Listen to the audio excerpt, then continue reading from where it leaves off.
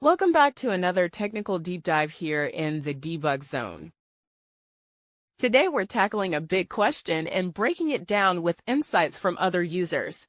Hopefully this clears up some misconceptions and helps you get the answer you need. So buckle up, stay a little curious, and let's jump right in.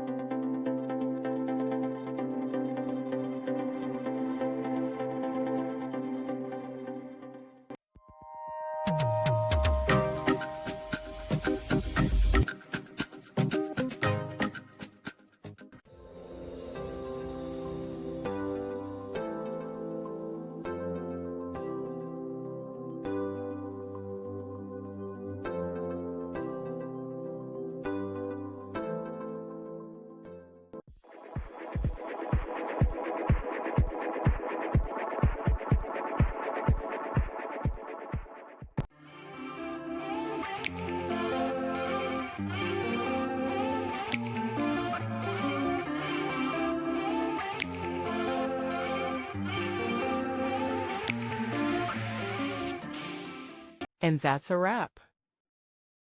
I hope you found the answer you were looking for. If you did, take a second to hit that subscribe button. It really helps out. And let me know in the comments which solution worked best for you.